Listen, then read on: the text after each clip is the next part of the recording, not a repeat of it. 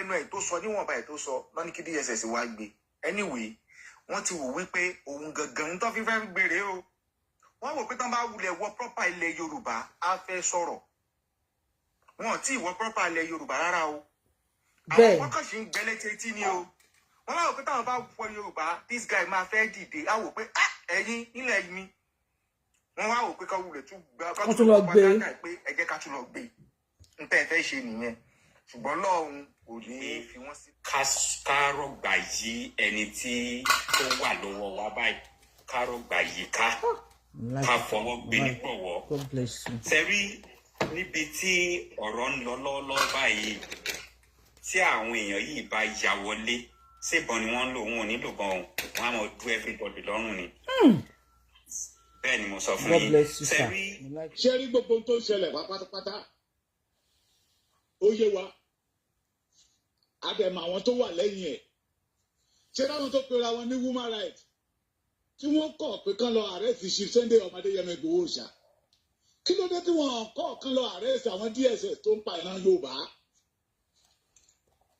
kí ló dé tí wọ́n kọ̀ àwọn tó ń kidnap ọmọ Yorùbá lọ́nà ṣé ẹ rí màmá mi ohun tó ṣẹlẹ̀ ó yé wa ẹni tí òye ni òye ṣùgbọ́n ó yé àwa kan wípé àwọn yẹn ń wá kí Sunday Ìgbòho torí ìlú ẹkùn torí security ilẹ̀ Yorùbá tí wọ́n gbélé Sunday Ìgbòho lọ́wọ́ ní ogun yẹn fi pọ̀ bọ̀tọ̀ ọmọ aládìsá máa borí wọn àdìsá máa borí ṣé rí màmá mi yẹn máa gbọ́ mi.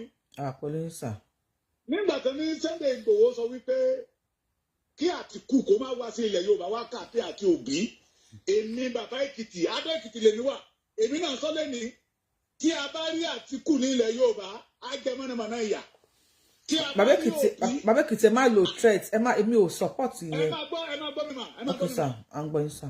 this is not a threat. nígbà tí wọ́n ti ń pa ìran Yorùbá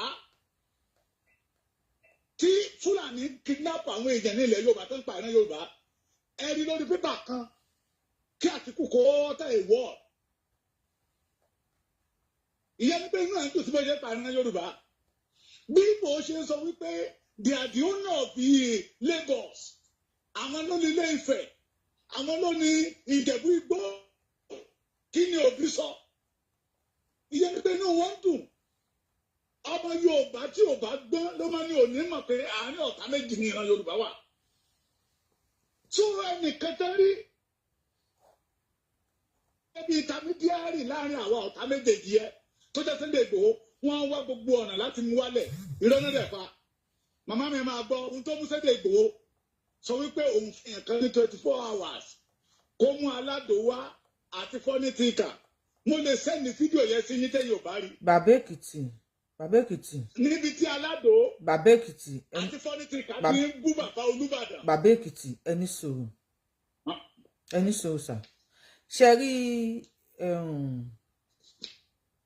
Olóyè Sunday Adéyẹmọ Ìgbòho ṣá ẹjọ́ ò kì í ṣe ẹjọ́ ẹni ká má mọ̀ dáa ẹni sùúrù bàbá Èkìtì ẹni sùúrù fídíò tẹ́ ń sọ yẹn kó tó dọ́wọ́ anybody ọ̀dọ̀ mi ló kọ́kọ́ dé mo lè fi gbogbo ẹnu sọ àwọn ọmọ yìí ti bú Olóyè Sunday Adéyẹmọ Ìgbòho ṣàrí àbí wọ́n burí tí wọ́n apologize wọ́n burí kò kí n ṣàkọ́kọ́ kò kí n ṣèkejì wọ́n wá fò fẹ̀rẹ̀ wọ́n lọ bú Olúbàdàn ìgbà tí Sunday Igboho sọ pé kán gbé wọn wá sílé òun Sunday Igboho gan ò sí ilé wọn wà ní UK I spoke with him fọba tó ní mi búra I spoke with him kò sí ilé ó wà ní UK ọlá wípé àwọn ọmọ yẹn bú ìfẹ́ dákò pé mo ṣe ṣòna tí mo sọ pé àwọn ọmọ yẹn ti kọjá ààyè wọn mo náà bú alágbára kan nílẹ̀ Yorùbá ìjà yẹn ni Sunday Igboho bàbá Èkìtì ẹni sùúrù ọ̀yẹ́ máa jẹ́ kẹ́ máa fún yín láyè kẹ́ sọ̀rọ̀ ìjà yẹn ni Sunday Igboho ti pe àwọn èèyàn kalẹ̀ pé táwọn ọmọ yìí bá ti dé o ẹ ṣe báyìí o bàbá mi tí wọ́n bú yẹn kó sẹ́tù ẹ̀ kó kó wọn lọ sọ́dọ̀ bàbá kí wọ́n yanjú ẹ̀ ni olóyè gan ò sí nlé ṣùgbọ́n ibi tí mo ti pa ẹ jẹ́ kí n délẹ̀ sà tí mo sọ pé ká bá bẹ́ràn wí ká bẹ́ràn wí ọmọ tó bú mi lákọ̀ọ́kọ́ tó bẹ̀bẹ̀ lórí íńtánẹ́ẹ̀tì tí wọ́n tán tẹ́ pápá ẹ̀ ó ṣẹlẹ̀ kejì bàbá Èkìtì tó bá gbá Tinubu létí mi ò ní dá sí mi ò ní dá sí mi tó bá ta òòṣà lọ́yà tó gbégún létí mi ò ní gbé sí èmi ní mo ní kinní kan tó jẹgbẹ́ mi lọ tó bá ti pé ọmọ ò lójú tì fẹ́ máa fi mí pa Ọlọ́run tó bá wọn ẹ̀kọ́ bu petrol sẹ́nu kó ṣáná sí mo ara yẹ fún ẹ báyìí ni lẹ́sẹ̀ rí pé Yorùbá nìkan tá à ń ṣe bẹ́ẹ̀ ṣe gbọ́dẹ̀ ní àtẹ́nìbọ̀dì mo ń gbọ́ yàn Èkìtì. gbogbo àwa tá a fẹ́ràn Sunday Igboho ní ká sọ fún wípé kó yé kó wèrè mọ́ra mọ́. You are now talking. You are just talking now. nígbà tọ́mọ ẹ máa tọ́ mi mà nígbà tó bú gómìnà Ògùn state Sunday Igboho ló parí ẹ̀. I heard about it. Not for 100,000. ṣẹ́ni mà ẹ máa gbọ́ mi mà kì í tún ṣe Sunday Igboho la máa blé látún máa bá sọ̀rọ̀ bí ò ṣe àwọn tí àwọn ọmọ yìí pè pé ẹ̀jẹ̀ bá mi pẹ́ láyé mo ti túbọ̀ àná sí bíbá yìí o tá a pẹ́ láyé pé aládùn ẹ̀yẹ aládùn tuntun forí kó gbó o kó máa pe bàbá ẹ̀ ká má pe Sunday Igboho mọ́ ṣẹ́gbọ́n mi àwọn ọmọ yẹn ò pe Sunday Igboho direct àwọn kan náà ń pè pé bàbá aládùn o bàbá aládùn o ṣé ẹni tó ṣẹlẹ̀ tó fi mú ọ̀rọ̀ 24 hours wá wọ́n pe olóyè láti pálásì ni. Àní mo mọ̀ ẹ jẹ́ kí n fi lẹ̀kẹ́ explain fáwọn èèyàn mi mọ̀ ẹ̀yin lè explain. ló pe àwọn ọmọ yìí ló ń kú Olúbàdàn yìí pé rárá ẹ ti wọ́n lẹ̀ fún mi màá tó máa ẹ jọ máa kó wọn wá sí palace ló mú kí olóyè ò ní nọ́mbà aládùn lọ́wọ́ kò ní nọ́mbà fọ́nìtìkà lọ́wọ́ àdìsí adẹ́sìmọ̀ tó ní tí olóyè mọ̀ tó lọ àwọn ọmọ yẹn tẹ̀lé kiri ló mú olóyè pé ẹni yẹn pé àwọn ọmọdé ti gbọ́n ti gúgi kọjá ewé o wọ́n bú gómìnà òun tá sí èwo ní ọba Olúbàdàn again ó ní ọba Olúbàdàn ẹ ti mọ̀ páwọn ọmọ yìí ò níran. I have the mini video yẹn lọ́wọ́ náà. wọ́n ní láti limit àwọn wèrè tá a máa kó kiri. Ṣe ń sọ̀rọ̀ ni. limit wèrè làwọn eléyìí àwọn tí ò níran ẹ wá wò bó ṣe jáde síta sì kan bù yàrá wọn. ní ẹ̀tí ẹ̀kan mi. ṣẹ́gbọ́n mi rà standard olóye ti kọjá kán máa irúwà ògiri wa no torí pé àwọn kan wà tó ń wá ìṣubú Sunday ọmọ Adéyẹmọ Ìgbòho ṣá tọ́lọ́run ò ní fún wọn ṣe. kí náà ní kẹrì ẹni bá kú Sunday Ìgbòho náà torí n tó ṣẹlẹ̀ yìí bí ìgbà tó ń tọ́ ń fi igi gún ojú olóore. èmi ò bú olóyè o èmi ò bú olóyè but olóyè kàn respect ara wọn ọ̀tá ti pọ̀ jù. màmá mi I can say it today 85% àwọn tó ń bú olóyè lẹ́nìí torí ìwé ẹkùn security tó ń bọ̀ ni tó hàn káwa a ní àwọn àbúrò tó fún ní 200,000 kó máa lọ sórí social media kó lọ máa àtàkùn olóyè Ìgbòho tí yẹ pé bàbá òun ní ẹ bá rí mi tí mo bá ń fáyà wọn ẹ̀rí wà tí yẹ ní bàbá pé ẹ gbọ́ kí n gbà tí màá dé gan bẹ́ẹ̀ báyìí èyí bẹ́ẹ̀ náà fóun o òun dẹ̀ ti gbawó mo ní ká bá bí ẹja tó bá gbé ọmọ àlè jáde síta kó jẹ́ kí n rí ẹ ní òjẹ́ kẹ́ni yẹ ó jáde síta it is because of the ẹkùn ó sì wá jẹ́ òun máa fún àwa lọ́mọ ogun 5 million ẹni tí ò lọ́mọ ogun 10 ní gbogbo àwọn ọba ilẹ̀ Yorùbá láwọn fẹ́ fún òun náà fi jáde síta pé wọ́n wá gbogbo ọ̀nà tó bá rí pé ẹni kì í ṣẹlẹ̀ bí àwọn náà ti gbé ṣé ẹ rí ẹni máa ń tẹ̀lé Sowore I pity that one tó bá sọ pé Sowore ń jà fún ẹ̀tọ́ ọmọ ènìyàn ọ̀bọ̀ ń gọ̀pẹ́ ni afọ́jú tó ń fi afọ́jú nànà ni inú kòtò làwọn méjèèjì máa parí ìrìn àjò wọn sí ṣé Sowore lọ́mà ẹ̀wọ̀n tó ṣe ní kóòtù ṣé gbọ́ mi nza ẹ̀wọ̀n tó ṣe ní kóòtù if you see that boy you know that it's not normal ẹni tó deny orísun ẹ̀ tó deny Yorùbá pé òun ò ṣe Yorùbá pé àwọn Yorùbá lu àwọn bàbá àtìyá oníjìbìtì ni dọ́wọ́ jáde lẹ́nu tó lóun gbèjà àwọn Yorùbá tó di pé just ọ̀rọ̀ ṣẹlẹ̀ láàrin Yorùbá tó wá dúró ń bẹ̀ it's not normal àwọn ìlú tó ti tú ní Ondo state ní Kwara state ní Kogi state ní Kudu Ekiti state tí àwọn Fúlàní ti tú tó jẹ́ pé ẹni kẹta lè pè tó lè dúró tó lè dẹ́rù bà wọ́n wá sọ ọ́ di ọ̀tá wa inú ọ̀pọ̀lọpọ̀ ọmọ Yorùbá dẹ̀ ń dùn ìkẹjáde lẹ́nu oní kò lóògùn tí Sunday Igboho bá lóògùn èyí tẹ́ lóògùn ẹ̀ sí jáde tó àwọn tó yí olóyè Sunday Igboho ká nìkan kì í ṣe gbogbo ọ̀rọ̀ ní Sunday Igboho a máa dá sí kó fi Sunday Igboho lọ́rùn lẹ̀ kó jẹ́ ó dayé ẹ̀ kó tó fèsì ìyàwó àtọmọ ẹ̀ ẹni tó bá ti forí fa nǹkan tí ò yẹ kó forí fa kó lọ máa ná kí Sunday Igboho lọ́wọ́ wọn ni. Kí àwọn olóyè Ìbàdàn ò bá lè fi mú àwọn méjèèjì yẹn fọ́nrín kí àwọn woman rights yẹn kí wọ́n lọ fún wo Olúbàdàn ká máa wò ó. Ó dàbà bí Èkìtì ẹ ṣeun. Ọ̀pọ̀jù ẹni mi lọ ṣùgbọ́n a máa borí ọmọdé yẹn máa borí. Àṣẹ. Ó máa borí torí àtọ̀run wá lọ́lọ́run ọba mi ti dirí ẹwà fún àkùkọ títí ẹ̀. Ibi tí lékelèké ọmọdé yẹn máa ń fọṣọ ẹyẹ àparò wọn ò lè mọ bẹ̀ láyé. Ó dà bàbá Èkìtì ẹ ṣeun gan. Ṣègbó wọn kàn ń bọ́ yájà ni wọ́n ń bọ́ yájà ni Ṣègbó ló ní sẹ́dẹ̀ o. Ṣègbó mi ẹni wọ́n lè wèrè ní gbogbo wọn. Ẹ ṣeun gan bàbá Èkìtì. Tó bá gbé wèrè wá àwa náà máa gbé wèrè pàdé wọn. This time around we need it. Tí Sunday Igboho bá jọ APC mà mò ń sọ kí ọmọ Yorùbá ká tẹ́tí ká gbọ́ tí bàbá Tinubu ò bá mọ ẹgbà ọmọ yẹ kọ́ ọmọ Yorùbá mọ ẹmu wà. Mo tún repeat again tí bàbá wa Bọ́lá Ahmed Tinubu ò bá mọ pé ẹgbà ó yẹ káwa mọ ọgbẹ́ tá a máa fi sọ pé bàbá Tinubu ẹmu kìíní wa ó kan Yorùbá torí nígbà ayé Yar'Adua they give this Fulani ambles chambles lẹ́gbẹ̀ẹ́ àbí ambles yẹn ilé tó bá wù yẹ pé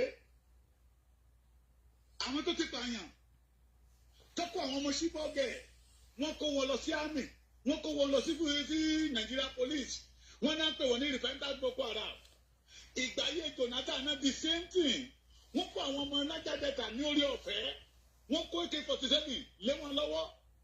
This is our own time. Tí àwa náà bá ní AK-47 lọ́wọ́, we be able to flush them out of our land.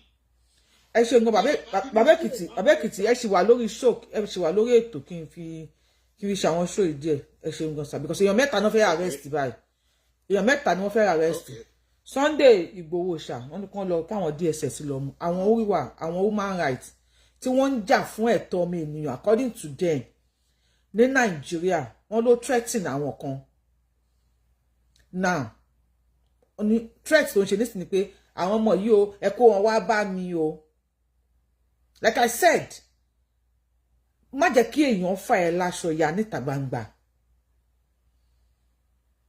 ẹ jẹ́ kí gap máa wà láàrin I am not blaming Olóyè Sunday Sunday Igboho tó ń sọ fún yín náà ṣe wọ́n ti ní kàn lọ gbé wọ́n ní kàn gbé eléyìí náà wọ́n ní they must apprehend him. You cannot talk. Nigeria, they say when you say something, you say something. When you say something in Nigeria, it will lead to another thing. Now, Baba Gumi, Sheikh Ahmad Agbomi, Baba ẹ̀yin kan nílẹ̀ Yorùbá tó bàbá yín ni. Baba ẹ̀yin kan nílẹ̀ Yorùbá, ó náà ti sọ̀rọ̀. Ó ní CIA agents thrilling religious unrest in Plateau. He need to be held accountable. As in, àwọn tí wọ́n pa ní Plateau Jos. Wọ́n ní kí wọ́n lọ mú Alex òyìnbó yìí wọ́n ló ní kí wọ́n lọ hold accountable òun ló jẹ́ kí wọ́n máa pa wọ́n lóun ló jẹ́ kí wọ́n máa pa wọ́n ní Jos so kí wọ́n lọ hold ẹ̀ accountable ṣẹ́tìrí pé gbogbo ẹni bá ti ń sọ̀rọ̀ fún yín náà máa ní kí wọ́n lọ hold accountable èèyàn ọmọ Yorùbá tẹ́ gbé ọmọ tí yín ẹ gbé sórí àtẹ wọ́n ṣe sit at home ní south east ní east wọ́n ṣe sit at home wọ́n pa ṣégè àtàgbófinjókòó àtàgbófindúró àwọn ògbọ́n nánà wọ́n tó para wọn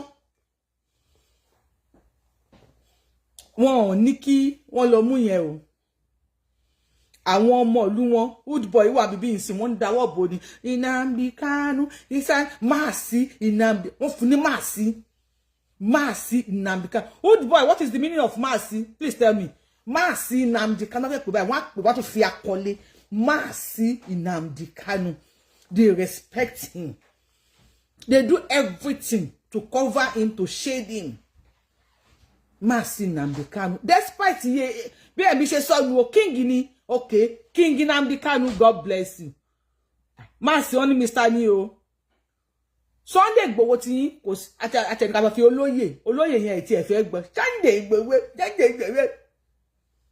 Wọ́n bó ti wọn àwọn Fúlàní ń bínú orí wọn ń gbóná orí wọn ń ta wọn ò gbọ́ nǹkan kan ìwọ tó bá ti bọ́ta báyìí ìwọ tó bá ti bọ́ta wọ́n fẹ́ ṣe yàmàyàmà ni ẹ kú oríire o tó bá ti mú Sunday Igboho sìn ibo ni kò máa yín gbé lọ ọjọ́ ààrẹ station ibo ni kò máa yín gbé lọ ẹ̀yin wèrè wo gbẹ̀yìn tẹ gbóyìnbó yẹn pẹ́ gbóyìnbó gbà tí mo post ẹ̀ sórí tí mo fi fọ́tò yẹn sórí Facebook láàárọ̀ mo náà tó ń kọ òyìnbó do I love Sunday Igboho but he talk too much tí àwọn ọmọ ogun mi bá wọlé tán dictionary yín ẹjọ́ ẹ má yẹ kó kọjá ìgbèrí yín o tó bá ti dé báyìí kó máa gbé dictionary yín ni ìsì ṣe ìyẹn ẹ má sọ òyìnbó sáwọn ọmọ ogun mi tó bá ti gbé olóòótọ́ dé tó fẹ́ fọ́ orí yín dànù ẹ bẹ̀rẹ̀ sí ní sọ òyìnbó sí wọn wọn á ní sùn wọn á gbóyìnbó ẹ aṣọ́ọ̀kì àti báírò náà ẹ mí sọ pé ẹ ní ìwé náà lẹ́gbẹ̀ẹ́ àbí blackboard àbí whiteboard tó máa fi máa kọ́ àwọn ọmọ ogun mi ní nǹkan tó máa sọ orí yín á pé. God bless you. Now, Gumi ní kí wọ́n hold accountable fún àwọn tó ń kú ní Jos. This guy again said he knows àwọn tí wọ́n pààyàn ní Jos. Kò ní sí àyè ni. Let me just kí fún ní volume. Kò sí àyè ni mo bá play fún video ẹ̀. Now for D.S.S office waiting for where I talk say my now if una no see me I get D.S.S hand. Them don't send me security threats. They don't send me security threats. Say I will go explain am for D.S.S office waiting I talk where I talk say my now him is the gang leader of people we buy men yesterday for Angola Cuba. Nigerians, I'm crying out loud. Please tag very dark man to this video. Tag anybody you can tag. I'm calling on you people now, as it is. If you don't see me, fine. Just know that I'm in the D.S.S office. Or the spirit don't come pick me. You understand? So I just want to cry out loud now to you people and know that the kind of country we are inside, they are using securities to still intimidate us that are saying the truth. I don't care. If I like, I die. If I like, I still alive. What's the essence? Who knows who is next? Even if I don't talk, I may still be lying down there, dead. Someday. Or even part of those people that were dead. And you expect me to be silenced? If you don't see me, know that I'm in the D.S.S office. But this one, I don't come out now. Life and direct. And I'm still repeating it. That Mahan is still part of those people. In fact, he's the gang leader. Because as an influencer, I see no reason why he is going out to say such things. The government of Plateau State, people are beginning to complain already in the comment section that there is no government on the Plateau. Please, do well to voice out. Let the people know there is a government in Plateau. And to Nigerians, don't forget, even if they beat me, no violence. We are out for peace, and the peace must remain. Babaa, I still remember your favorite drummer, the drumming king, Babaa, Sele King Betas out. Babaa is the drumming king yìí, òun ló bọ́ta ní àná, olóhùn mọ àwọn tí wọ́n tó jẹ́ gang leader àwọn tí wọ́n lọ pa àwọn people yẹn ní Jos. Now àwọn tí ní ọláwọn D.S.S ti send message sí wọn. Ọláwọn D.S.S wọ́n ti send message sí wọn. Now ẹ wá gbọ́rọ̀ lẹ́nu àwọn Yorùbá Nollywood. Ṣé ẹ̀yin Yorùbá Nollywood yìí? Wèrè wà ní orí yín o, Ògún gbọ́. Wèrè gidi tí wọ́n ṣe tán bá máa ṣe show fún yín. Tí wọ́n máa mí nìyín. Orí yín tí ò pé yẹn máa fi ọpọlọ sórí yẹn fún yín. Àní ẹ má campaign fún Tinubu. Kẹ́ tún máa wá wọn aráàlú lépè sórí yín fẹ́ yí ni. Ṣé ibi náà ló pa yín tó bẹ́ẹ̀ yẹn ni?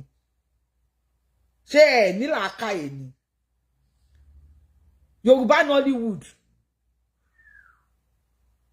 ó lágbára ebi iṣẹ́ yẹn jẹ yín gan o ebi yẹn pa yín burúkú ẹ sọ̀rọ̀ ẹ̀yin wèrè.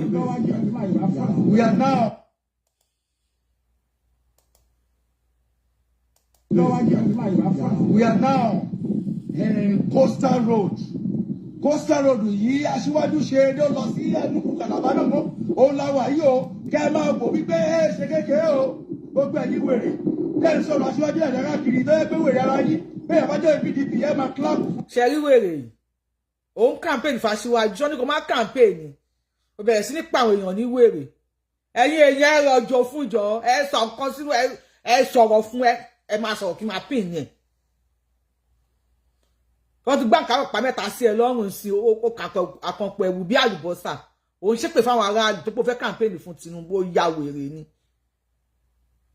ẹ̀yin dẹ̀kẹ̀rẹ́ sìn ẹ̀ ní gbé Sunday Igboho ló sọ̀rọ̀ nsìn he talk too much aráàlú Sowore ló ń sọ̀rọ̀ yìí náà Bóńdó kọ́ ló ń sọ lẹ́nu ni aráàlú Sowore ló ń sọ̀rọ̀ yìí náà Sowore ò sọ̀rọ̀ lórí ẹ̀ náà ó pa àwọn tẹ́bi ń pa àwọn tí yà ń jà àwọn tí wọ́n ń jí gbà àwọn tí wọ́n ń pa àwọn tí wọ́n bá wọn sùn lóríṣiríṣi ó ń pè wọ́n ní wèrè ó ń gbé wọn ṣépè wá jákòrí ẹ pé o tá bá mú ẹ sọ́wọ́ lórí pílátífọ́ọ̀mù yìí wàá rò bó o ṣẹ́ṣọ́ ìyá ni sọ̀rọ̀ wèrè. bẹ́ẹ̀ pé wèrè ara yín bẹ́ẹ̀ bá jọ PDP ẹ máa kíláàpù fún ni ẹ máa pàtẹ́wọ́ fún bẹ́ẹ̀ bá jọ yìí àwọn mọ́fì train ẹ máa bínú ẹ ti ṣoríire. ṣé ń gbọ́. bó bá wù ẹ ká ṣe pé bá ẹ wẹ́tẹ́ pèsè yìí ẹ àwọn ọmọ púpọ̀ ọmọ ilẹ̀ àwọn ọmọ ilẹ̀ káàdì àwọn ọmọ alákìrán. ó ti ṣe yóò jẹ́ ti wọ̀nyí ó ti náà ṣe. 4+4. kí sí pàtó bẹ́ẹ̀ wọ́n yóò bá fi dáṣẹ́ nígbà wọ̀nyí lẹ́ẹ̀kejì ikú apá ẹ̀. bẹ́ẹ̀ ni. Mute a máa disconnect yín ni mi ò ráyè yẹn ṣé ń gbọ́ wèrè ẹ wo èpè tó ń ṣẹ́ Sunday Igboho ti sọ pé kó máa pa yín náà àti jẹta mo ti mú fídíò yìí sọ́wọ́ Sunday Igboho sọ pé kó máa pa yín náà so ẹ̀yin èèyàn sì tí wàá rí nǹkan tó wà láàrin yẹn Sunday Igboho sọ pé kó máa pa yín o àwọn wúwà sìn wọn ò pé D.S.S kán ní kán lọ arrest ẹ̀ ṣé bí actor kan náà ló sọ pé kó máa pa yín sìn actor ló sọ pé kó máa pa yín wọn ò dẹ̀ wọn pé D.S.S ṣùgbọ́n Sunday Igboho tó ní kó bí mọ́ wá sí kíní o wọ́n pe D.S.S fóun wọ́n ní kán lọ arrest ẹ̀ wọ́n ní kán lọ arrest Sunday Igboho kò sọ pé kó máa pa yín o ó kọ́ ní ká ti kó àtòbí máa wá campaign ni o náà eléyìí ní kó máa pa yín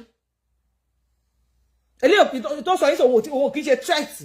kárọ̀ gbà yí ẹni tí ó wà lọ́wọ́ wa báyìí kárọ̀ gbà yí ká fọwọ́ gbé nípọ̀wọ́ sẹ́rí níbi tí ọ̀rọ̀ ń lọ lọ́wọ́ báyìí tí àwọn èèyàn yìí bá ya wọlé ṣébọn ni wọ́n ń lò wọn ò nílò gan wọn á mọ̀ du everybody lọ́rùn ni bẹ́ẹ̀ ni mo sọ fún yín sẹ́rí ní òmùpó báyìí ní ìjẹrin àbíjọwẹ yìí náà ẹ sẹ́ndì kìíní ẹ sórí platform yìí tí clip tó lọ káàkiri on a more serious note I don't want to say this one but because of nǹkan tó ń ṣẹlẹ̀ yìí mo máa kìíní yẹn mo ti rí tẹ́lẹ̀ ṣùgbọ́n oṣù ònùdí èèyàn mélòó ló fẹ́ sí díẹ̀ hàn ìwọ̀nba èèyàn ló dẹ̀ máa gbà yẹn gbọ́ téèyàn bá sọ orú ẹ̀ ibi nǹkan tí wọ́n plan wọ́n fẹ́ sọ ilẹ̀ yìí di ahoro ni kí wọ́n dẹ̀ lè gba ibẹ̀ ṣùgbọ́n nígbà tí a bá ti gbọ́ra wáyé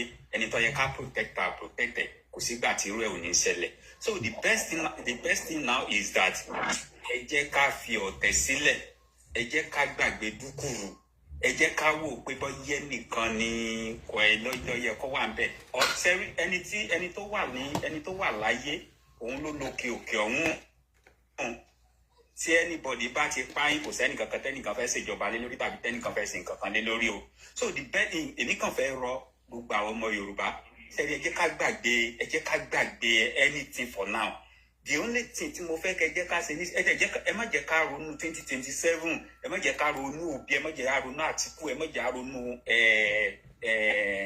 olódò ògùnmá olódò dẹ whatever. olódò sledgehammer.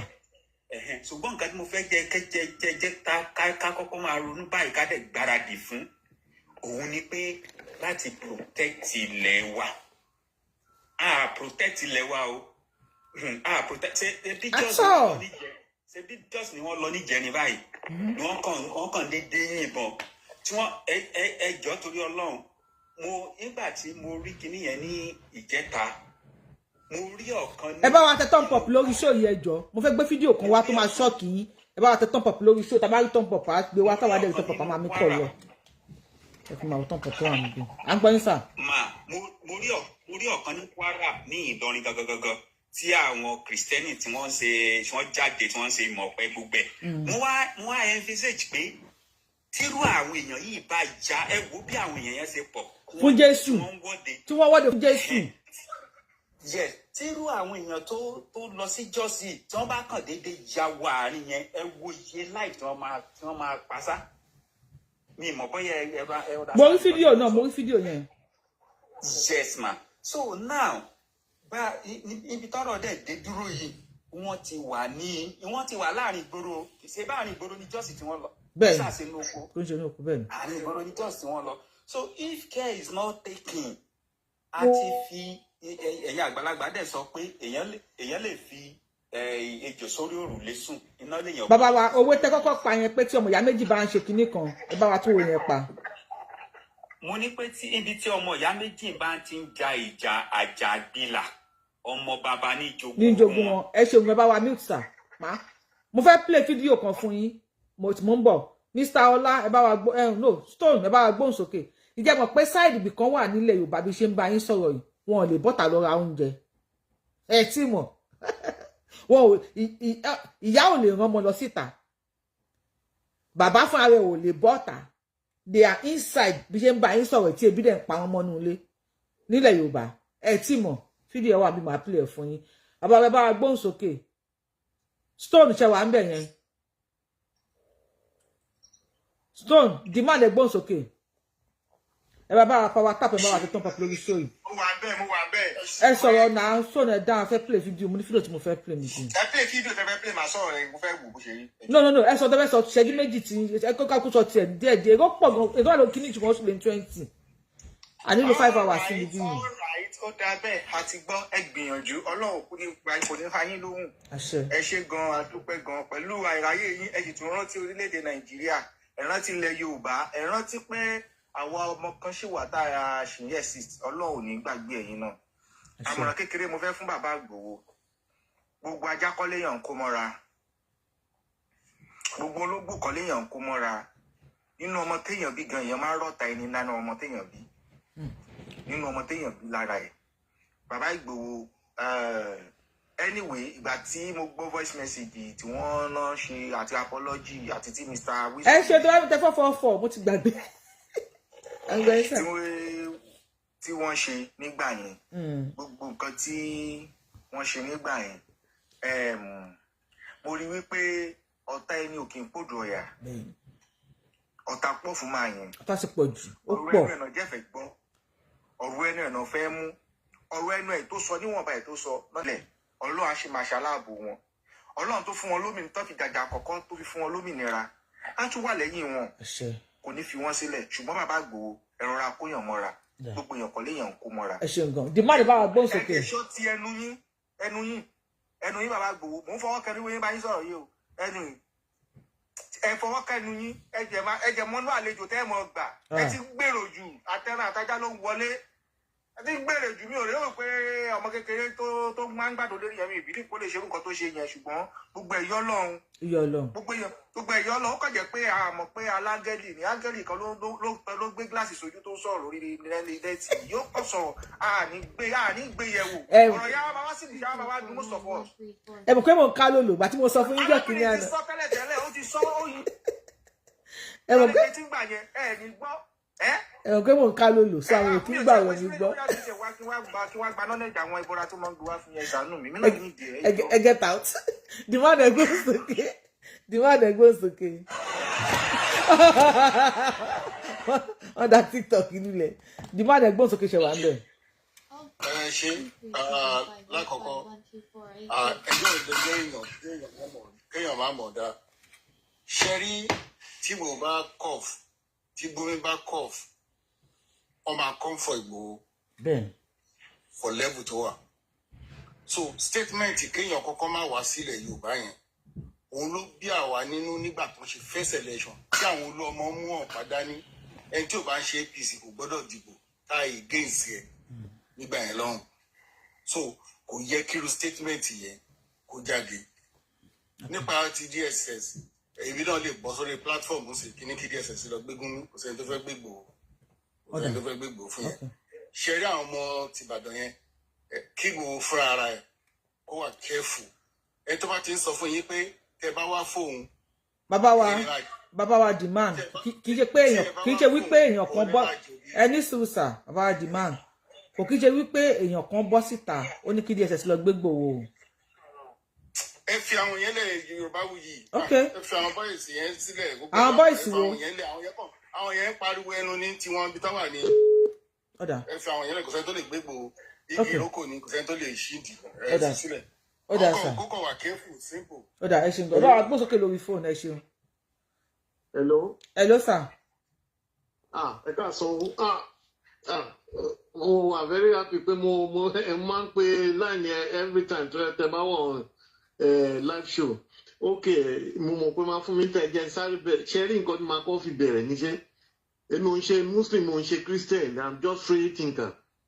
Ṣé ó wà ní Bible wọ́n ní nígbà tó náà dá ayé àtọ̀run kí ló kọ́kọ́ wo ni jẹ́ kí n dá ìmọ́lẹ̀ ṣe rí ọ̀rọ̀ Ìgbòho ò lè mi fẹ́ sọ àti ọ̀rọ̀ Tinubu ò ṣe rí ẹgbùn kan láti gbà tó ti wà bẹ́ẹ̀ kò sí nǹkan kí ló ṣe kò sí nǹkan tá a lè fi ọwọ́ lé báyìí pé òun ló ṣe ṣe rí gbà tí Ìgbòho lọ́jọ́ ìyẹn yìí kò dá rárá ṣe rí Ìgbòho kò ń ṣe pé mo ò blame Ìgbòho o torí àwọn nǹkan ẹ̀ tó sọnù ṣe ní mo fi ara mi sí position Ìgbòho fúnra ẹ̀ mo fi ara tèmi sí Ìgbòho because we very confused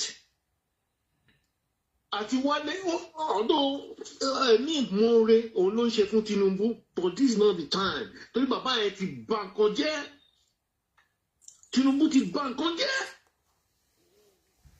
nǹkan tó bá kan Tinubu báyìí á kan Ìgbòho torí Ìgbòho ó ti ṣe nǹkan tó dáa ó lórúkọ tó dáa nílẹ̀ ó ti ṣe nǹkan tó dáa sílẹ̀ wọ́n á fẹ́ ọ̀rọ̀ Tinubu yìí ó máa fi ẹni ó máa fi bára ẹ̀ ní torí Ìgbòho I so love that ṣé ní àwọn tó love Ìgbòho ti pọ̀ jù Tinubu tó jọ ìyẹn wọn ò lè kúrò lẹ́yìn ẹ̀ because ó ti ṣe nǹkan tó dáa sílẹ̀ but Tinubu kò ń ṣe èèyàn tí èèyàn ń join torí ẹ wo àwọn tó join ní ìtìjú torí ẹni ṣẹlẹ̀ mi ṣe rí mi mo jẹ́ ọkọ̀ rẹ pé tí nǹkan kan bá ti ń wá sínú ọkàn mi jù kí ni ẹ máa ṣẹlẹ̀ mo wo pé Tinubu yìí something will happen very very soon because kí ni ẹ ti ń dilé wọ́n pa ọba kò sí nǹkan tó sọ sí wọ́n pa àwọn èèyàn kò sí nǹkan tó sọ sí wọ́n almost 200 something ní north ó lọ sí England ó lọ gbádùn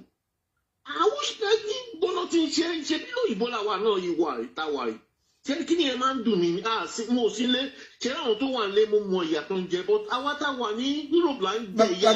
bàbá wa ẹ jẹ́ kí n sáré sọ̀rọ̀ kan máà tí wọ́n mú tí àwọn x-men tí wọ́n ń ṣòro ẹni mẹ́ta tí wọ́n ń nà nínàkúnà yẹn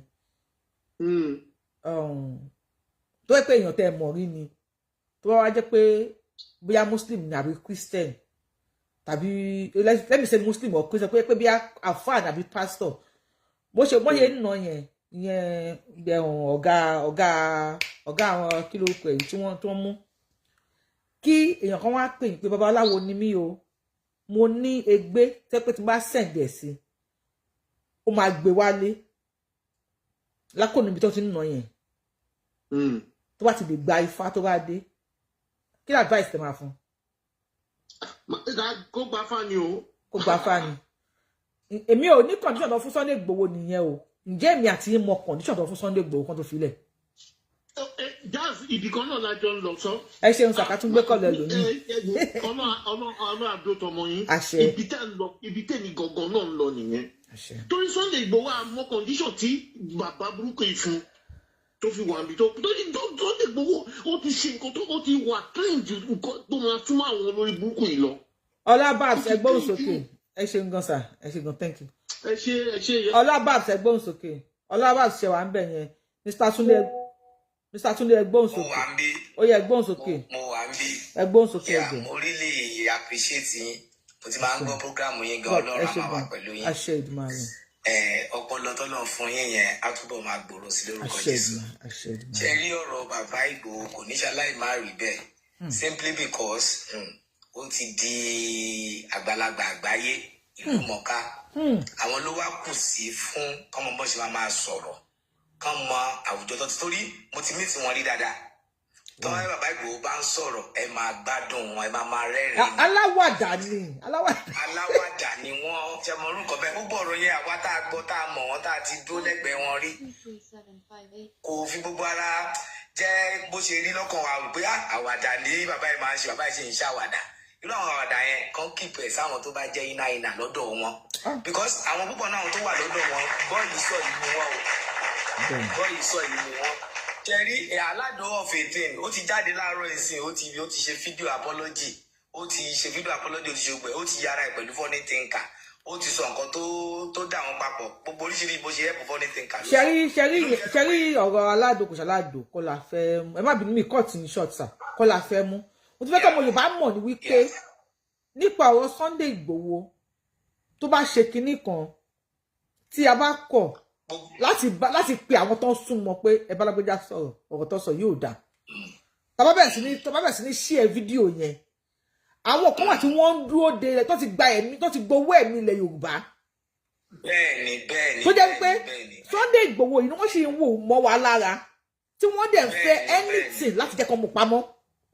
bẹ́ẹ̀ni ló fi ṣe pàtàkì wípé kí wọ́n mú gbogbo àwọn nǹkan tó bá ń ṣe kan close àwọn chapter kan sẹ́gbẹ̀ẹ́ kan because ọ̀rọ̀ tó bá sọ lọ́wọ́ yìí wọ́n máa dìímú ni o Ọlọ́run á wà pẹ̀lú wa ṣe rí ọ̀rọ̀ D.S.S or no D.S.S gbogbo opportunity táwọn yẹn bá ní lọ́hùn wọ́n fẹ́ fi máa lò láti wò pé àwọn fẹ́ fi hàǹgì ọmọkùnrin àwọn oríwà ni síbẹ̀síbẹ̀ Ọlọ́run á máa wà pẹ̀lú ṣe rí kò fi bẹ́ẹ̀ sí ìjayà mọ́ ṣe rí kò tó ń lọ ẹ̀ nínú ẹ̀mí ọ̀run gan ti pè pé aṣọ mẹ́ni ẹ fún aṣojú kan lórí fóònù because èmi believe pé Ọlọ́run á gbà wá lọ́wọ́. ẹni sùn fún wa lórí màmí ẹni sùn lórí fóònù màmí ẹni sùn. ibi tí àwa ti sọ̀rọ̀ yìí kò jìnnà sí òrò àgọ́ ní Òmùgọ̀ kò jìnnà Èkìtì ní mí o bọ̀ Èkìtì Kwara ní mí ṣàǹtàn àgbọ̀n wọn tó ń ṣẹlẹ̀ lẹ́gbẹ̀ẹ́ wa ń bẹ̀ à ń gbọ́ dáadáa but à ń dúpẹ́ lọ́wọ́ Ọlọ́run pé èrò ọkàn wọn gan jù bẹ́ẹ̀ yẹn lọ ṣùgbọ́n lọ́lá ìfẹ́ Ọlọ́run tọ́lọ́ dẹ́mọ̀ pé ilẹ̀ Yorùbá ó ní bó ṣe jẹ́ Ọlọ́run á wà pẹ̀lú wa àmọ̀ràn tèmi ní fún bàbá wa Olóyè Ìgbòho ni wípé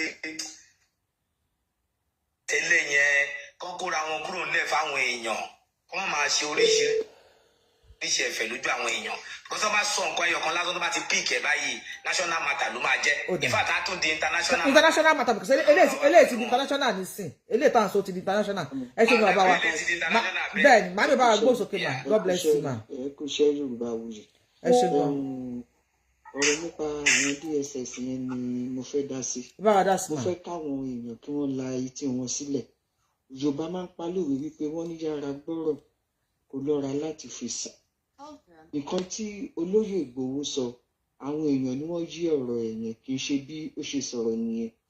àwọn èèyàn wá sílé ẹ̀ nígbà tí wọ́n wá sílé ẹ̀ wọ́n sọ fún wípé tẹ ẹ̀gbọ́n náà bàbá wípé tí àwọn Òbí àbí àwọn Àtìkù tí ó bá lọ campaign fún bàbá ní ilẹ̀ wọn ní south east wọn àbí ní north east tí wọn ò bá jẹ́ kẹ́ campaign kan bàbá yẹn náà Olóyè Ìgbòho dẹ̀ fèsì wípé tí wọn bá jẹ́ kóun campaign ní ọ̀dọ̀ wọn ní south east that's mean pé wọn ò lè campaign ní south west lọ́dọ̀ wa nìyẹn.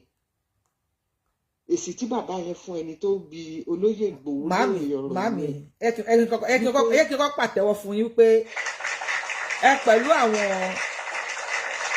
àwọn èèyàn wa máa ń mọ̀rọ̀ lórí àwọn tí wọ́n interview Olóyè Sunday Ìgbòho tó pé Olóyè jẹ́ ewé mi ni wọn ò ní wọlé mi mọ́ láyéláyé ọ̀rọ̀ tí màmá wa yìí sọ yìí ní bí ọ̀rọ̀ ṣe bẹ̀rẹ̀ wọ́n ní wọ́n sọ pé kí Tinubu máa wá sí ilẹ̀ Haúsá wa campaign àti ilẹ̀ Ìgbò àti nílẹ̀ Ìgbò àti ilẹ̀ Ìgbò ṣe pé àwọn Ìgbò sọ àwọn Haúsá náà dẹ̀ sọ bẹ́ẹ̀ni òun náà dẹ̀ sọ Olóyè wa ní tó bá bí àwọn náà dá wọ́n tó fẹ́ gbé Òbí wọlé Yorùbá àtàtìkù kí ni tí wọ́n rí sí full video so tó ń bí èmi ní sọlọ́yè nìyẹn o kí ló tó lóye ò fọ́sọ̀ pé ẹ rí sí full video.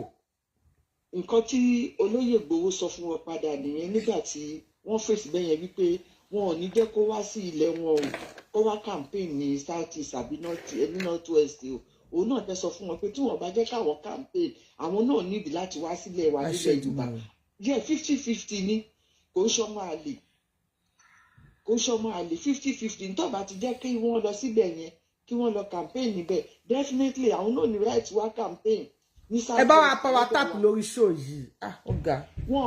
òun náà lè kò lè gbà wọ́n láàyè so ìyẹn lọ bẹ́ẹ̀ yẹn mi ò rò pé àwọn ọmọ Yorùbá mi ò rò pé etí wa ti là etí wa ò tí ì là o torí tó bá jẹ́ wípé etí wa ti là ni mi ò rò pé wọ́n rí gbogbo nǹkan tí wọ́n sọ gbogbo àwọn tí wọ́n sì lọ ń jó oversabi kíní kan nílẹ̀ Yorùbá tí gbogbo yìí ṣe jìlíngò mi ò rò wípé wọ́n rántí nǹkan tí wọ́n ṣe fún wọn ní jọ́sìn níbi tí wọ́n ti ń ṣèyàwó níbi tó ti ń ṣèyàwó ní jọ́sìn ní wíkẹ́ndì níjọ́ Sunday ṣé wọn ò rí bí àwọn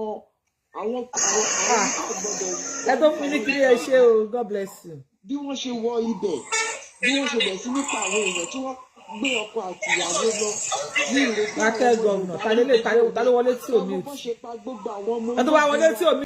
inú ń bí mi tí wọ́n rí àwọn fẹ́ gbólóyè láìsẹ̀ ẹran léyà kí náà sọ kí ni nǹkan tí olóyè sọ voice note yẹn ṣẹlẹ̀ gbọ́ aládùn ó mọ̀ post ẹ̀ ní ó fẹ́ fi wá trending yẹn ti wá yí lọ́wọ́ ó mọ̀ post ẹ̀ ní because kí ni nígbà tó ń send ẹ̀ sí Adébáṣì láàrin èmi àti ẹ mi ò lè mọ nǹkan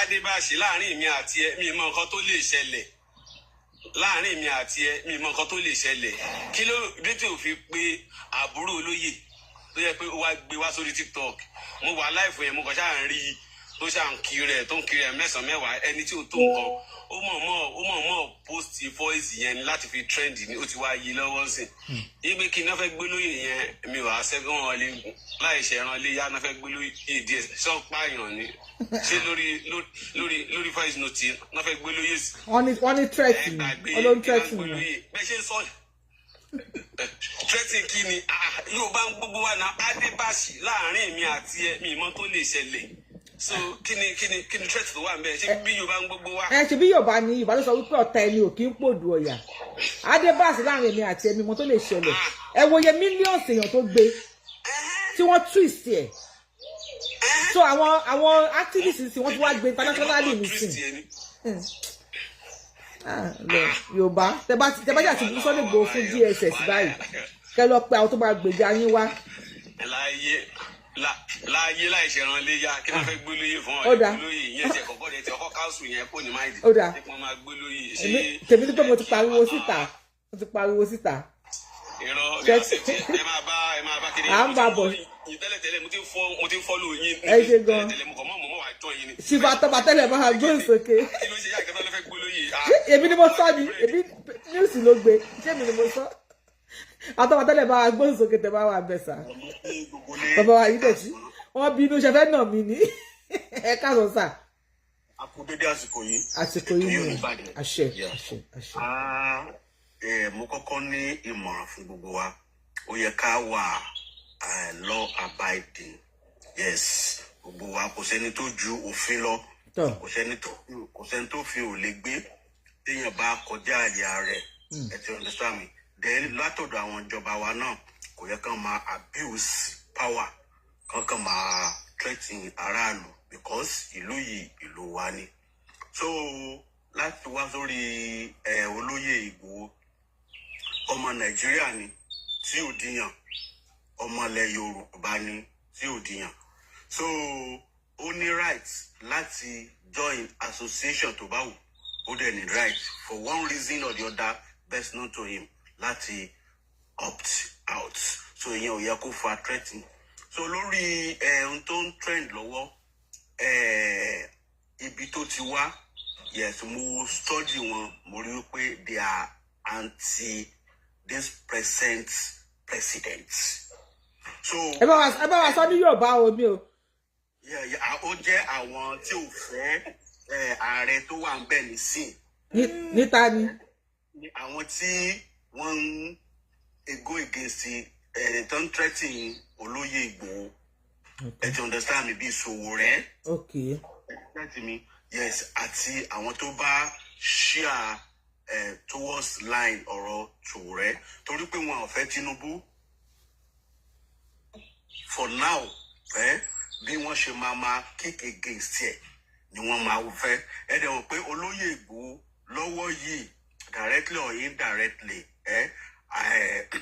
ó share thoughts APC ó share thoughts Tinubu for now so torí ìyẹn whatever step tí Ìgbòho bá take àwọn yẹn máa report lórí media wọn tàbí kan máa take one step or the others láti condemn kò ń ṣe Ìgbòho nìkan anybody tó bá ti lóko tó bá ti go against tàbí tó bá ti go in favour ààrẹ tó wà ní orí ìjọba nísìn so that is why tẹ́ bá wo Sowore àtàwọn aládò àtàwọn ọ̀bọ kan tó máa ń sọ̀rọ̀ báyìí aburú mọ́kò àbíkan nìbàdàn they are all pro Sowores ẹ ti get me so ló jẹ́ kí wọ́n máa ṣe bọ́n ṣe bẹ́ẹ̀ yẹn lórí social media then so Olóyè Ìgbòho mo ti sọ lẹ́ẹ̀kan kò sẹ́ni tí wọ́n lè gbé ẹ ti understand me but presently Olóyè Ìgbòho kọjá àyà rẹ̀ kò sí nǹkan kan tó ní kí D.S.S kó máa lé kiri and ẹnì kọta ṣe bá ti gbọ́ yẹn ó ń wù wọ́n lọ́kàn wọ́n dámọ̀ràn ni a gbọ́dọ̀ debunk ẹ̀ a gbọ́dọ̀ yes something tó jẹ́ pé ẹran ara ló ń ṣe wọ́n ohun tó ṣẹlẹ̀ nìyẹn ẹ ṣé thank you very much. You are welcome sir. ẹnìkan ní kí Sunday Igboho join Dúpẹ́ Onítìrì kí D.S.S má bàa gbé bí ta já sí gangan ni òye mi mọ́ báyìí. irú tí mo lè sọ̀rọ̀ mà. bàbá wa ìṣẹ́jú kan 30 seconds sir because Tóyè ló kàn Mr. Tóyè.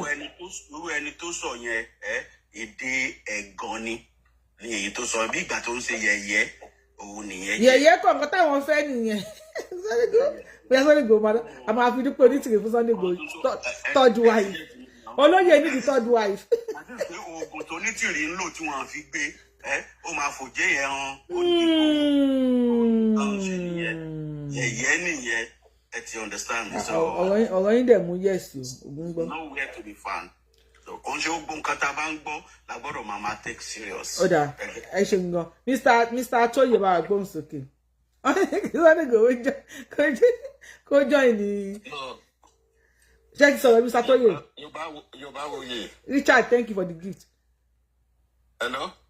ẹ bá wa gbóhùn sókè lórí fóònù àti pè yín náà ẹ má pè mí bí ẹni pé mo jẹ́ girlfriend yín. ẹ̀rọ ẹ ṣe girlfriend o aníkàkín dáadáa ni ẹ kó ṣe. ẹ ní sùn Mr. Tóyè èèyàn wà lórí fóònù ẹ lórí fóònù Mr. Tóyè bá wa gbóhùn sókè lórí fóònù yìí ìròjọ́ mi lọ́wọ́ ẹ bá wa gbóhùn sókè Mr. Tóyè. láti Minnesota mo ti ń pè láti lò wá Minnesota bí mo ti ń pè ọ. ẹ káàbọ̀ sá jọ̀wọ́ pẹ̀lú sá ẹ̀dẹ̀kú ètò ẹ wo ọ̀rọ̀ bàbá wa Sunday Igboho torí gbogbo nǹkan tó ń lọ èmi ò ń ṣe ẹnìkan tó máa ń wá sórí social media first time ni màá kọ́ wa ní èní pé mo máa ń wò yẹn àti everybody so advice tí mo kàn ní fún bàbá wa ni pé èmi máa ń wò pé kì í ṣe gbogbo èèyàn ló jẹ́ kó máa jẹ́ kó lọ lé wọn bó tẹ̀ jẹ́ kó máa wá ṣọ́ọ̀bù kan síbi tó jìnnà sílé wọn tó bá ti ṣe nǹkan tó fẹ́ ṣe ń tán bẹ́ẹ̀ kí kálukú kó gbalẹ̀ ẹ̀ lọ God bless you. kò ń ṣe pé gbogbo èèyàn advice tí mo ní fún wọn nìyẹn ibi tẹ́ ń gbé ibi tẹ́ ń ṣe kí ni ló ṣe máa ń jẹ́ káwọn èèyàn kó máa tètè gẹ́ẹ̀tì wọn. bẹ́ẹ̀ irú èmi sìn yóò lè fẹ́ máa kéèyàn jọ kí wá ní kẹ́ máa wá bí tẹ́ máa ń gbé tí bá fẹ́ kí n jọ ní Agége màá ní ṣọ́ọ̀bù ní Yaba ẹ lè mọ ilé mi ẹ lè mọ gbà tí mo wọlé. ẹ jọ ìyẹn ó ṣe kókó fún wọn ọdún inú wọn mọ o inú wọn mọ but gbogbo àwọn tínú wọn bá mọ bẹ́ẹ̀ náà máa ń tètè gbé ìsọfin ayé àní kí n sọfin ayé o torí kò àwọn kan wà tó jẹ́ pé àwà lẹ́yìn wọn digbídigbí bọ̀ tá a kì í wá sórí ètò a kì í ṣe kínní bọ̀ tọ́rọ̀ bá ti délẹ̀ báyìí advice tí mo ní fún wọn nìyẹn kì í ṣe gbogbo aṣọ lèèyàn máa ń sá lóòrùn àdé àwọn ẹlòmíì wọ́n ti mọ̀ pé àwọn náà máa ń sọ̀rọ̀ ṣàkàṣàkàṣàkà àwọn ẹlòmíì fẹ́ wá láti wá gbọ́ nǹkan tó ń fẹ́ sọ àwọn kẹ̀dẹ̀ rèé gẹ́gẹ́ bí èmi náà wọn ò lọ́rọ̀ kan tó ń fi ń pamọ́ sí kó nǹkan tó bá wà ń kó wọn lọ́ máa bẹ́ síta. Ẹ̀gbọ́n Yorùbá wù mí ní mi ò ní secret. Àwọn àtàbá ti ní ọ̀rọ̀ ṣàkàṣàkà bẹ́ẹ̀ yẹn àmọ́ ọ̀rọ̀ kan tán kì í fi hàn ṣe kínní. Ọ̀dà bàbá tó yẹ. Máa fún wọn ni pé kọ́ máa wá ṣe mítìn ẹlẹ́lẹ́yà kan nílé wọn mọ́. Ọ̀dà ẹ ṣeun gan, God bless you sir. Ìgbà náà máa mọ̀ gbà tán sùn, ìgbà náà máa mọ̀ gbà tán jí, ìgbà náà máa mọ̀ gbà tán wọlé, ìgbà náà máa mọ̀ gbà tán jáde náà. Má bínú màmí. Kò yẹ kó rí bẹ́ẹ̀. Ọ̀dà ẹ ṣeun sir, ẹ jẹ́ kí màmá ẹ ṣe kí màmá yẹn bá wa gbé sókè lórí fóònù. Ẹ bá mi sọ fún wọn bẹ́ẹ̀. Máa ra pankẹ́rẹ́ Olóyè Sunday Igboho máa gbé di kalẹ̀ báyìí, máa wá tó pankẹ́rẹ́ sí yín nídìí lórí ṣé. Bẹ́ẹ̀ ni ọdún wọn they are very nice. He's very nice, he's a nice person. Bọ̀ kò wá ń ṣe pé kí tajà tẹran no.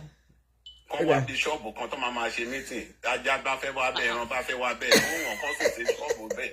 Kọ́ má jẹ́ kọ́ mọ́lé wọn. Bó ṣe rí. Ọ̀dà ẹ ṣe sá ẹ bá wa gbé sókè máa mi lórí fóònù.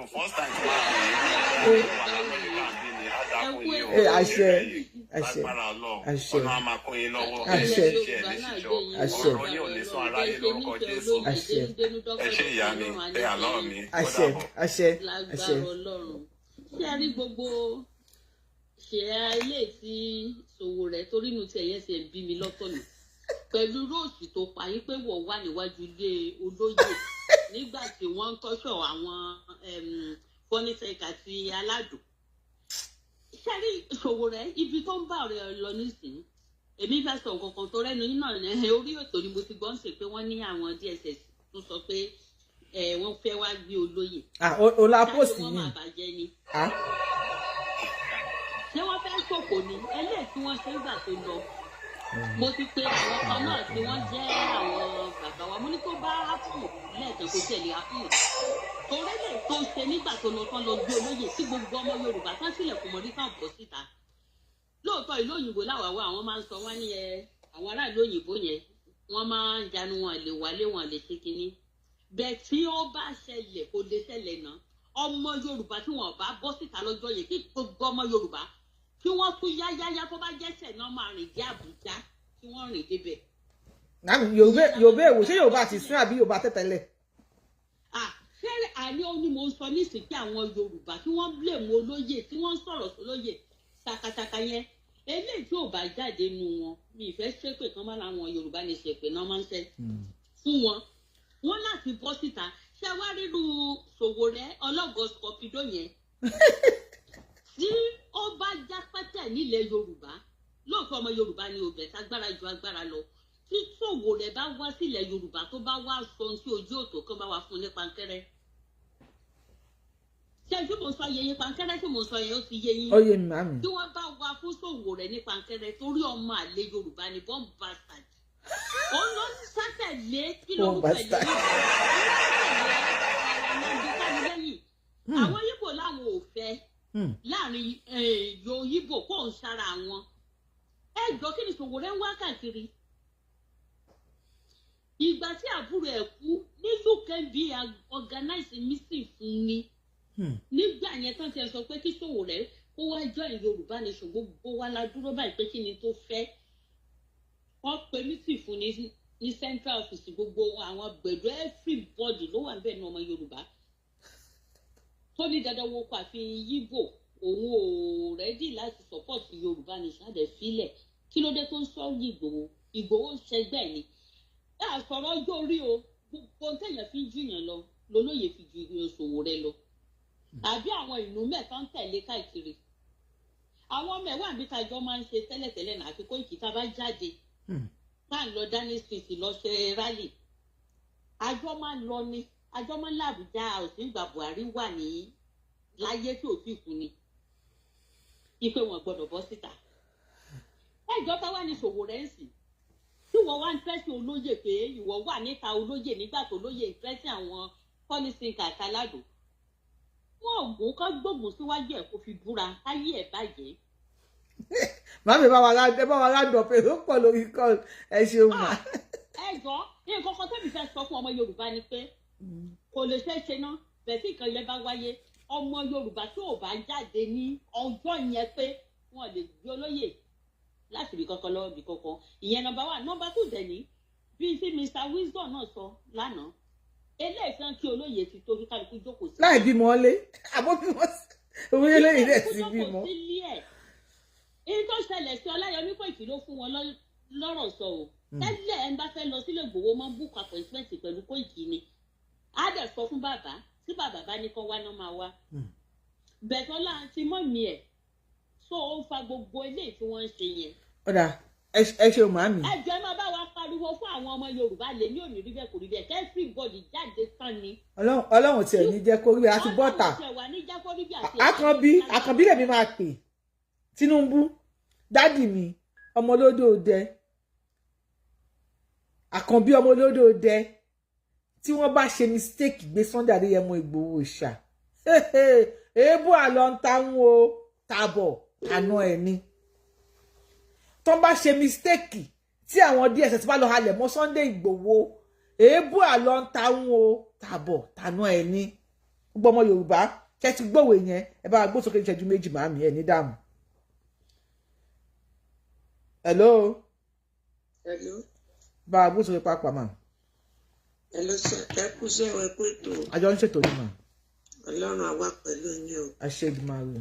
Ìtàn láyé ẹ máa rẹ́dì kalẹ̀ o. Bàbá kan sọ gbólóhùn ọ̀rọ̀ kan ní ìsìn bí ọ̀dọ̀ bàbá Olóye ó lè sinmi lọ díẹ̀ káriwo wọn yan ń pa kó fi rọlẹ̀ díẹ̀ Ọlọ́run àṣàánú wa gbogbo wa là ń kọ́kàn sókè lórí ìrìn àjò wọn a sì ń gbàdúrà lójoojúmọ́ pé náà àdáàbòbò náà bá lọ díẹ̀ gbogbo ariwo wọn á rọlẹ̀ wọ́n sì padà wálé gbà náà bá padà wálé gbogbo wọn ń wọ́ká ní kálukú kó wọ́n lọlé wọn Ọlọ́run àṣàánú wa gbogbo kálukú nìjì akọ́kànlé ìgbẹ́kẹ̀lé ra lórí wọn kò ní bọ́ sásán Ọlọ́run sì àbá dáàbòbò wọn ṣùgbọ́n ẹnìkan ti sọ bàbá kan ti sọ gbólóhùn kan níbi kan jáde ilé díẹ̀ kájọ ọ̀kan dákun kan bá jáde ilé díẹ̀ káfíńẹ́ bá fẹ́ sí wọ́n tún padà wá nígbà tán ti lè lọ tí wọ́n ti lè padà bá Ọlọ́run àbá dáàbòbò wọn ẹ kó ètò Ọlọ́run àwa pẹ̀lú yín àní sì ṣe o.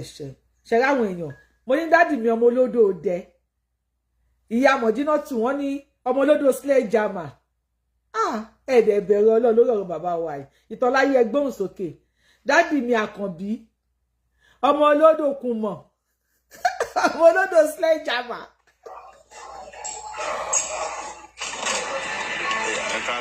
ẹ ká sọ ìtọ́láyé wa ẹ má ìkan fún wa ní copyright ẹjọ́ ẹ kó níbi tí wọ́n ti ń play ẹ má ìkan fún wa ní copyright à ń lo YouTube lọ́wọ́ sà sọmọ ìkan fún wa ní copyright tán láyé báwa kò ní tán ti ń play orin àwọn èèyàn ò gbọ́ náà nà mọ́ sí wọn. ṣe tí ń gbọ́ mi báyìí. ìtàn láyé ẹni sùn àti gbé kọ́ọ̀lù ẹ bá gbé sókè lórí fóònù ẹ mí ìtàn láyé á pè ń padà ń sìn. ẹ káàsán ya yes ma. ẹ kò ṣe ìlú wa. yes ma. mo wo mo ṣe wọlé sí ni mo rí program ni mo gbọ́ pé wọ́n ní wọ́n fẹ́ wá gbé bàbá Ìgbòho ní what for kí ni wọ́n ṣe kí ló ṣe wọn. what can fa àwọn ló threaten àwọn ọmọ kan lẹ̀ Yorùbá. ìyẹn ọ̀rọ̀ family matter nìyẹn yẹn kì í ṣe nǹkan tí wọ́n lè máa tutù rí ẹ̀ ni wọ́n fi wá gbé.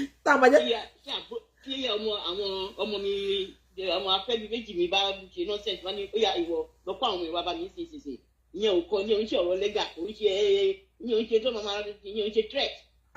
nítorí pé familiarity tó wà láàárín òun àti àwọn ọmọ yẹn ló ṣe sọ pé kán lọ kó wọn wá kì í ṣe pé bóyá threat wọn that's not a threat.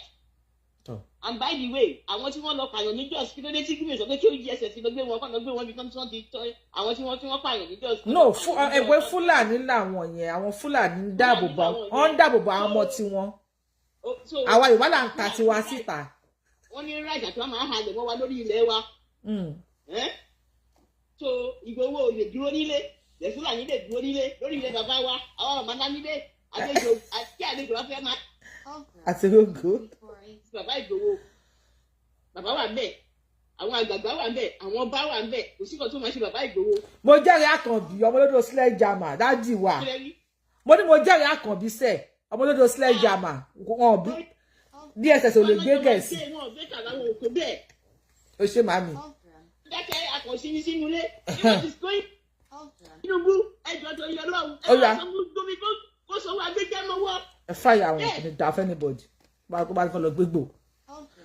ẹ̀yin tẹ́ ẹ pé ẹ ní sùúrù máa pè yín padà if you call one stop. àtọ́kalẹ̀ mọ́ òyìnbó ń bí àtọ́kalẹ̀ mọ́ òyìnbó wọ́n dúró sí ìlú ẹni àwọn àlejò àtọ̀ ń rìn wá nítorí pé bàbá àbí pé kó bí sí ìlú wa bí wọ́n rìn wá láti Cameroon tó bí sí bí òun sí ní Nàìjíríà òun wá ń jàmbá lé wa lórí.